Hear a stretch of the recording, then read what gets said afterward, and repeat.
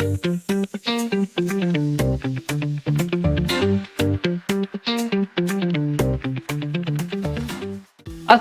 warahmatullahi wabarakatuh, Sobat Syariah. Salam Soul Talk. Ya, untuk sesi kali ini tentunya kita berharap semuanya teman-teman sehat walafiat ya. Nah, dan pada hari ini ya saya perkenalkan dulu, nama saya Hengki Irawan selaku Business Development Syariah Leader Community Prudential Syariah Indonesia. Nah, kali ini tentunya temanya sangat menarik sekali teman-teman. Nah, pernah nggak sih terbayang sama teman-teman kalau misalkan kita masuk asuransi itu ya ngerasa rugi gitu ya. Kenapa? Karena kita buang-buang uang tapi kita tidak menerima manfaatnya, apalagi kalau kita tidak ada klaim. Nah, maka dari itu teman-teman ya, kalau misalnya kita ingat kembali, wah penting nggak sih kita punya asuransi, atau bahkan adanya perbedaan antara asuransi yang konvensional dengan syariah. Nah, kali ini kita akan bongkar bareng tentunya dalam suasana yang sangat santai tapi ngena ya pastinya teman-teman ya. Kenapa? Karena hari ini di tengah-tengah kita sudah hadir bersama kita Mas Awang Muda Satria selaku konsultan Prudential Syariah Indonesia. Halo Mas Awang, apa kabar Mas Awang? Alhamdulillah sehat banget ya. Sehat Mas Awang, alhamdulillah. Gimana kabarnya sekarang? Iya, luar biasa Nggak keluar pokoknya. kota dulu. Oh iya, kali ini kita tentunya stay ya, sama-sama tentunya hadir di sini Mas Awang untuk teman-teman semua. Kita nggak keluar kota tapi kita berbagi informasi ke teman-teman yang sangat penting pada hari ini tentunya. Oke, Mas Awang, kita mau tanya nih ya, karena kan masih banyak nih teman-teman yang masih mungkin bingung ya, itu bener nggak sih kalau asuransi itu bikin kita rugi, apalagi kalau kita nggak klaim, jadi buang-buang duit gitu. Gimana nih Mas Awang? Oke, saya coba melihatnya dari sisi ini ya, dari sisi customer gitu ya. Apapun konsepnya, baik itu syariah maupun konvensional, pastinya ketika kita mengeluarkan uang kita ya, pasti kita mengharapkan sesuatu ya, kan itu ya. Bahkan dalam konsep syariah itu pun ketika kita melakukan sedekah pun ya, pasti ketika kita mengeluarkan sedekah itu ada nih sebuah perasaan yang mengatakan, saya ini sedekah untuk apa sih, apa feedbacknya bagi saya. Makanya oleh karena itu syariah sendiri memotivasi nih orang-orang yang bersedekah bahwasannya sedekah itu tidak membuat miskin dan lain sebagainya. Itu untuk apa? Untuk menyadarkan orang, Anda meskipun ketika mengeluarkan uang ya tidak dapat feedbacknya secara langsung, itu ada ganjaran yang meskipun kita tidak merasakannya sekarang. Kenapa? Karena itu hal alami dari manusia. Jadi ketika baik di konvensional maupun syariah kita mendapatkan, ketika nanya nih, ada orang udah punya asuransi kesehatan, dia bilang, oh saya kok nggak klaim ya rugi. Ya udah klaim aja Mas. Kenapa nggak klaim aja? Gimana cara klaimnya? Ya udah Mas sekarang sakit, masuk rumah sakit. Ah nggak mau dong Mas Awang. Tapi katanya nggak mau rugi kan? Iya benar sekali. Katanya nggak mau rugi. Ya udah klaim aja. Atau kalau mau santunin meninggal, ya meninggal aja, nanti dia nggak dapat juga karena udah meninggal kan, yang dapat keluarganya kan, kayak gitu ya. Sekali. Jadi ya kalau nggak mau rugi ya klaim aja, cuman kan kita nggak mau juga. Nah itu nanti kita harus paham, konsep asuransi itu adalah upaya kita mempersiapkan ya sejumlah uang untuk mengantisipasi resiko kerugian keuangan. Yang mana kita itu nggak menghendaki gitu ya. Jadi makanya dalam kita berasuransi itu kita harus sadar tujuan kita ini sebenarnya apa sih sebenarnya gitu ya. Meskipun ya Mas Heng ya, nanti ada beberapa produk yang ingin mengakomodir perasaan manusia nih. Kan tadi perasaan alami ya, orang saya udah bayar seperti ini, saya udah kontribusi, kalau nggak klaim saya nggak dapat apa-apa. Nah, sebagian produk asuransi menyediakan seperti manfaat akhir jatuh tempo yang mungkin bisa senilai dengan kontribusi yang dia bayarkan. Supaya apa? Supaya dia tidak merasa, oh saya sudah kontribusi nih. Dalam asuransi syariah mereka saling tolong-menolong gitu ya. Benar. Kemudian di akhir kepesertaan, alhamdulillah nih dia sehat, nggak meninggal, masih bersama keluarganya. Nah, ada beberapa produk yang mengakomodir kebutuhan itu, sehingga ketika dia sudah selesai masa kepesertaan, ada sejumlah dana yang disediakan untuk kontribusi yang sudah dia bayarkan. Jadi dia nggak terlalu merasa terlalu dirugikan, dan perasaan rugi itu alami ya, saya katakan itu alami. Tinggal bagaimana kita mengakomodirnya saja. Jadi sebenarnya untuk punya polis asuransi itu kita tidak rugi ya Mas Awang. Kenapa? Karena kita harus memahami terlebih dahulu apa atas manfaat dan kebutuhan untuk asuransi yang kita ambil. Apalagi terutama perbedaannya di asuransi syariah, adanya akad tolong menolong ya, yang seperti Mas Awang sampaikan tadi, dan tentunya itu akan mengurangi dari nilai merasanya kita rugi atas uang yang sudah kita keluarkan. Nah, Mas Alang, ini kita mau ada lanjutin nih untuk pertanyaan yang selanjutnya. Nah, biar makin kebayang lagi, nah atas tadi perbedaan antara asuransi syariah dan konvensional nih. Coba nih Mas Alang dikasih dulu dong analoginya perbedaan antara asuransi syariah dan konvensional yang lebih kompak lagi ya. Boleh, thank you Mas Alang. Oke, bicara perbedaan ini sebenarnya saya lebih tertarik sebelum kita membedakan ya. Maksudnya sering sekali di lapangan itu muncul pertanyaan apa sih beda asuransi syariah dengan konvensional, ya. Yang menjadi hal yang menarik bagi saya itu adalah motif dari pertanyaan itu. Sebenarnya kenapa sih kita menanyakan harus tahu apa yang motif kita, gitu ya? Motif kita menanyakan apa sih perbedaannya gitu ya. Nah, dari motif itu kita akan lebih sesuai pertanyaannya. Contoh gini, saya mau mengetahui perbedaan ini supaya saya yakin ini syariah atau tidak gitu. Misalnya seperti itu. Kalau memang seperti itu pertanyaannya, motifnya, karena saya kalau ini beda, maka ini syariah, gitu ya. Maka jujurnya ya Mas Eng ya, jujur kalau dalam konsep syariah itu, untuk meyakinkan ini syariah atau bukan karena beda. Kalau ini beda sesuai syariah, kalau nggak beda nggak sesuai, bukan itu landasan cara berpikir orang mencari ini benar-benar syariah atau enggak. Atau tidak. Karena kalau di dalam syariah itu pertanyaannya adalah, ini produk yang ada saat ini sudah sesuai aturan syariah atau belum? Atau ada nggak hal-hal yang tidak sesuai prinsip-prinsip syariah? Makanya waktu ada asuransi konvensional dengan konsep dia itu akad jual beli, di screening jual belinya ada antara uang dengan uang, sehingga ada uang kecil dengan uang besar gitu ya. Benar. Dan terdapat yang namanya goror atau ketidakpastian dalam transaksi jual beli, terdapat yang namanya gambling gitu ya. Nah, karena ada prinsip-prinsip ini, akhirnya para ahli syariah mencoba memperbaiki teknis ini supaya asuransi ini secara manfaat bagus, tetapi kan ini masalahnya secara teknisnya nih. Iya, benar sekali. Teknisnya diperbaiki. Ya, teknisnya diperbaiki sehingga yang awalnya konsepnya jual beli antara uang kecil dengan uang besar diubah konsepnya jadi tolong menolong. Nah, pertanyaannya adalah kenapa diubahnya dengan konsep tolong menolong? Kan kayak gitu ya. Kenapa nggak dengan akad lain gitu? Kenapa harus tolong menolong? Nah, jawabannya adalah karena baik asuransi syariah maupun asuransi konvensional, nah ini persamaannya nih ya. Baik asuransi kita kaji syariah, persamaan dulu ya teman-teman ya. Baik asuransi syariah maupun asuransi konvensional itu sama-sama mengandung yang namanya goror atau ketidakpastian. Contoh nih, Mas Hengki ngambil asuransi syariah. Kan nggak ada pertanyaan, mohon maaf Bapak Hengki rencana meninggal dunianya kapan? Sekali. Tolong diisi umur berapa mau rencana meninggal dunia, ada nggak?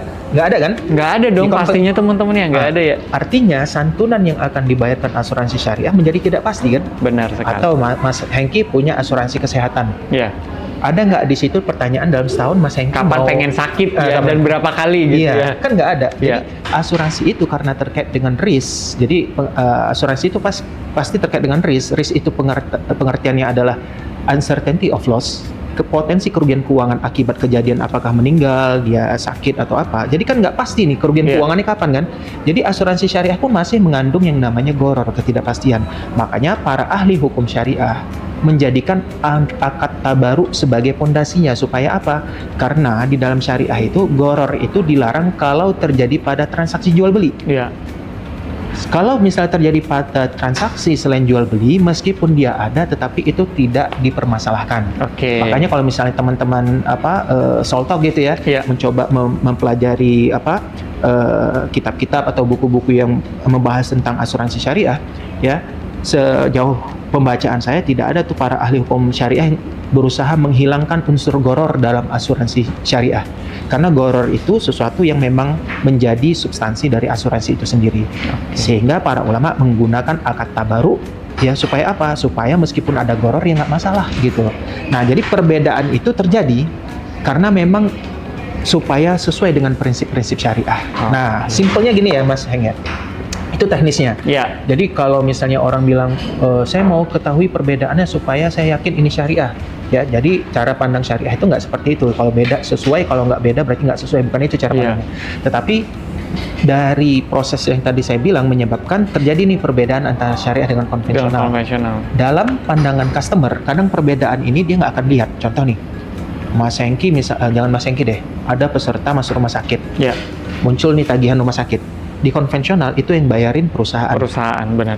Kalau yang syariah dibayarin sama dana peserta. Sesama peserta. Pertanyaan saya, sebagai peserta dia bisa dapat perbedaan nggak ketika dibayarin sama perusahaan dan ketika dibayarkan sama para peserta? Para peserta. Apakah dia menjadi lebih bahagia ketika dibayarkan para peserta dan dia tidak terlalu berbahagia ketika dibayarkan oleh perusahaan? Kan nggak ada bedanya. Iya, benar sekali. Yang penting sama-sama dibayarkan. Cuman orang bertanya, nah itu kan cuman omon-omon doang nggak ya? Cuman dibilang ini bayar perusahaan, ini bayar para peserta, buktinya apa gitu kan ya? Iya. Nah pembuktiannya nanti para peserta bisa cek tuh di laporan keuangan perusahaan. Kalau perusahaan asuransi syariah, klaim itu nanti dibayarkan dari namanya dana tabaruk, dana para peserta. Kalau yang konvensional dibayar dari yang namanya dana perusahaan sendiri karena perusahaan yang nanggung klaim. Nah, jadi Sobat Syariah ya, kalau kita lihat tadi dari yang disampaikan oleh Mas Awang barusan ya, itu hampir sama tuh kayaknya Mas Awangnya dengan kalau misalnya apa sih yang lebih simpelnya perbedaan antara salah satu analogi antara polis konvensional dengan syariah, ya sama kayak kita makan di restoran Padang kali atau di sebuah restoran ya, tempat makan, dimana kalau misalnya saya yang beli sendiri ketika sudah dihidangkan saya pesan dan saya bayar, dan ketika saya tidak makan ya udah berarti ya otomatis uangnya sudah dibayarkan ke pihak restoran dan itu tidak bisa lagi dikembalikan gitu karena kita sudah melakukan pemesanan. Nah, mungkin itu ya yang dibilang kerugian. Tapi kalau kita makan rame-rame, misalkan kita makan berdua nih Mas Awang dan ternyata saya nggak mau makan tapi saya yang bayar, setidaknya peranan dari kebersamaan sesama peserta tersebut adalah salah satunya seperti tadi ya. Nah, Mas Awang yang makan nggak apa-apa saya yang bayar, jadi tidak ada nilai kerugian karena ada apa unsur kebersamaan antara sesama peserta tadi. Nah, untuk yang selanjutnya pertanyaan ini Mas Awang ya, kalau kita tarik nih ke nilai Islam, apa sih yang bikin syariah itu beda ya? Karena mungkin masih banyak nih teman-teman dan sobat syariah tuh masih berpikir, wah apa sih yang sebenarnya itu lebih beda banget nih antara konsep asuransi syariah dengan dibandingkan asuransi konvensional? Pasti penasaran kan teman-teman? Yuk mari kita dengarkan dari Mas Awang yang berikut ini.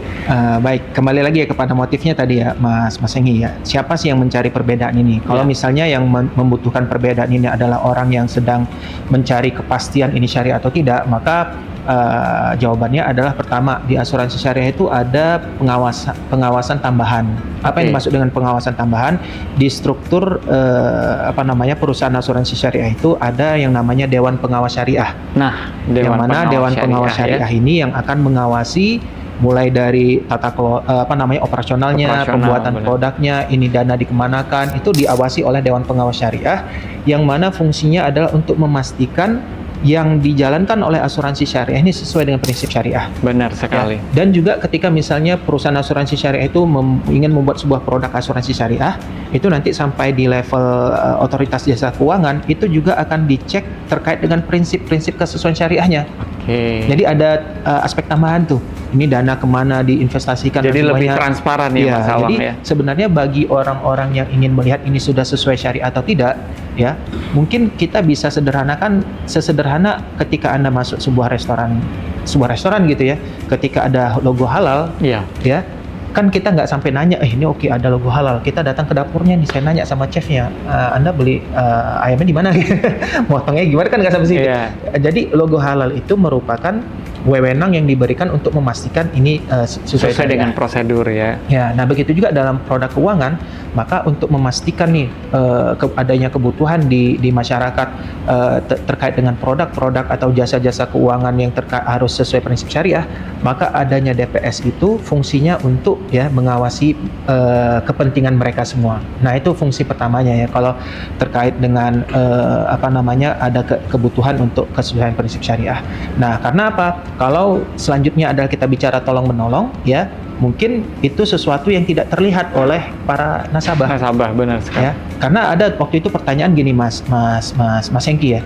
Oh, ini kan asuransi syariah, konsepnya tolong menolong. Iya. Tapi saya nggak kenal nih sama para peserta yang lain tolong menolong. Nah, itu gimana gitu ya? Ya memang dia sebuah nilai, tapi kurang bisa terlihat. Jadi kalau misalnya untuk meyakinkan ini sesuai syariah, yang terlihat adalah adanya DPS, ya. Dewan Pengawas Syariah itu mereka terdiri dari orang-orang yang ahli dalam bidangnya untuk mengawasi ini sudah sesuai nggak prinsip-prinsip syariahnya sesuai dengan fatwa DSN MUI. Nah, kalau ditanyakan, motifnya saya pengen tahu konsepnya itu memang benar beda nggak syariah dengan konvensional. Ini bukan masalah ini untuk meyakinkan saya syariah atau tidak gitu ya. Maka secara konsep, kembali lagi, Kalau asuransi syariah sama konvensional itu sama-sama berbicara tentang risk. Risk itu adalah potensi kerugian keuangan tadi. Benar. Ya, yang terjadi akibat kalau dalam asuransi jiwa apakah meninggal dunia, sakit atau terkena penyakit kritis. Itu akan menimbulkan kerugian keuangan yang besar. Nah, kalau di konvensional konsepnya pakai transferring of risk. Jadi kerugian tadi ditransfer ke perusahaan. Perusahaan lu yang nanggung ya kerugian gua. Karena apa? Karena gua udah bayar premi ini. Benar. Nah, sekarang lo yang nanggung. Tapi kalau di syariah, risk tadi, kerugian keuangan tadi ya, potensi itu akan dibagi kepada para peserta asuransi.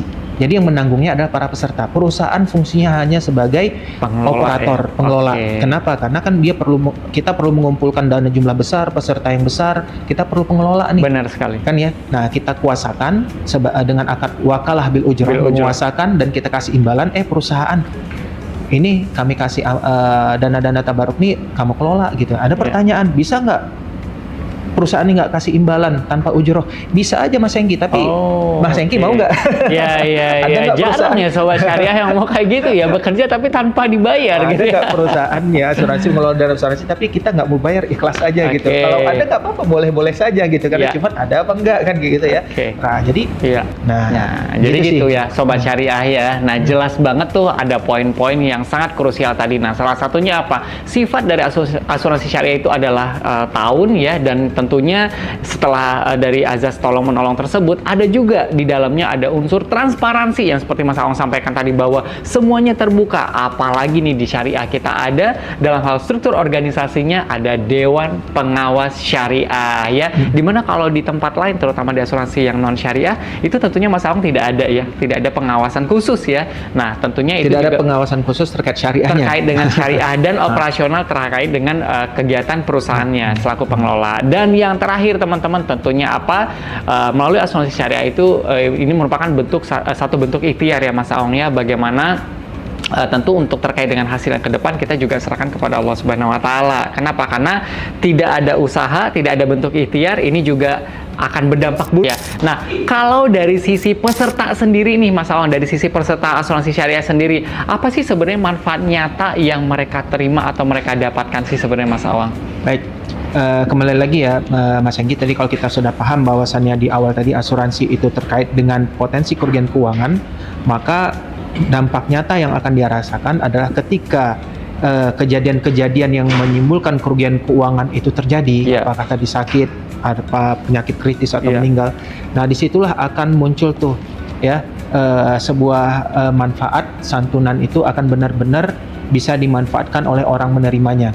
Contoh misal orang masuk ke rumah sakit ya, muncul tagihan itu, ternyata tagihannya dibayarkan oleh peserta lain sehingga dia tidak merasakan kerugian, dan itu menambah secara psikologi alhamdulillah nggak ada beban, saya tinggal keluar rumah sakit gitu ya. Benar.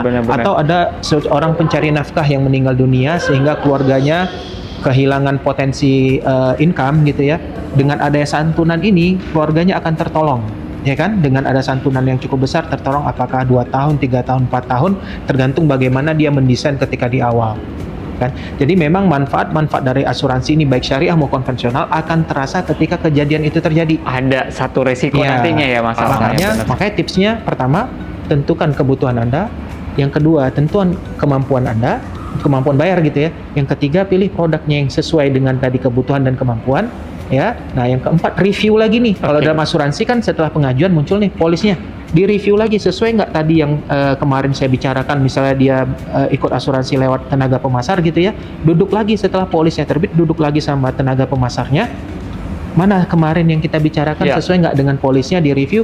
Kalau sudah clear, maka secara usaha kita sudah selesai. Selanjutnya kita serahkan kepada yang maha kuasa, yang di luar kontrol kita gitu ya. Yang penting persiapan sudah kita maksimalkan. Nah di situ insya Allah kalau itu step-step itu sudah dijalankan gitu ya. Nah meskipun kita nggak tahu nih manfaatnya kapan kita dapatkan gitu ya. Benar.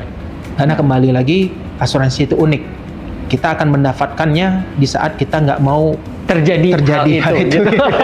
Gitu Sobat Soul Talk ya. Itu luar biasa banget. Nah, jadi kalau misalnya kita gambarkan itu ya, artinya di sini Mas Awang adanya posisi keadilan ya, keadilan di saat terjadi risiko tersebut atas emosional dengan finansial ya, di mana waktu itu mungkin kondisinya berduka, tapi tidak terasa seperti yang Mas Awang sampaikan tadi nih Sobat Soul Talk, bahwa ini adalah mengcover risk atas finansial juga salah satunya untuk keseimbangan tersebut ketika terjadi risiko. Paling tidak peserta untuk yang punya polis asuransi syariah merasa nyaman karena adanya keseimbangan situasi antara emosional dengan finansial tersebut. Mungkin saya mau cerita sedikit nih, cerita nyata ya sebagai penutup ya Mas Hengki ya. Ini karena bicara tentang manfaat peserta ya, saya dapat cerita dari seorang tenaga pemasar juga. Ketika itu adalah dia sedang sharing gitu ya. Ada seorang super taxi ya, super taxi dia membuka polis asuransi syariah ketika itu, dan orang tuanya ini memberi pesan kepada tenaga pemasar ini gitu ya, bahwasannya jangan kasih tahu keluarga saya saya punya asuransi syariah. Nanti pada saatnya benar-benar kamu bantu saya, ini fungsinya adalah untuk melanjutkan sekolah anak saya. Dia pesannya seperti itu. Seorang super taxi gitu ya. Dan tidak berapa lama, saya lupa berapa tahunnya, kemudian qadarullah ya, sudah takdirnya Allah memanggil orang tuanya ini. Kemudian di saat itu anaknya mulai putus asa karena dia ya kita tahu profil seorang super taxi ya, anaknya berharap untuk bisa kuliah dan sebagainya. Nah ternyata di tengah keputusasaan itu dia nggak tahu gimana untuk lanjut kuliah. Nah agent ini datang nih kepada anak itu. Ya, dan menyampaikan alhamdulillah ada orang tua kamu ada persiapan gini-gini. Sudah mempersiapkan bekal ya.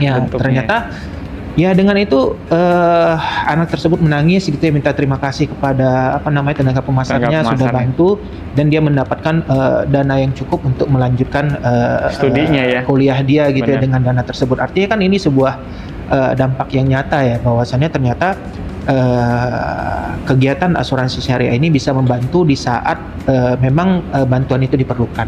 Benar sekali. Kira-kira gitu, dan bagi saya itu kisah yang bukan kisah buat-buatan ya, memang itu nyata gitu ya, dan bagi saya ternyata ini bisa membantu sangat banyak orang gitu. Oke, Sobat Syariah, tadi kita sudah cukup banyak mendengarkan jawaban-jawaban yang tentunya sangat menarik dan bernilai ya dari narasumber kita yang luar biasa, Mas Awang Muda Satria ya.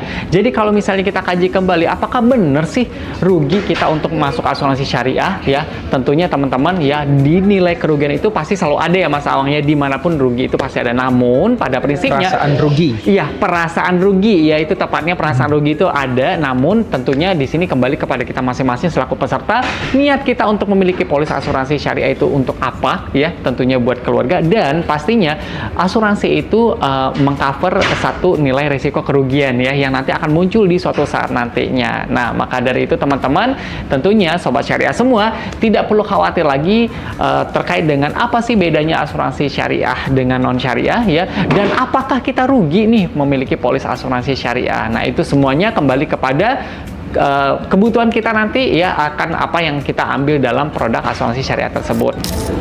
Jadi kesimpulannya, asuransi syariah itu bukan cuma proteksi nih Sobat Syariah ya, tapi ada nilai ibadah dan kebersamaan di dalamnya.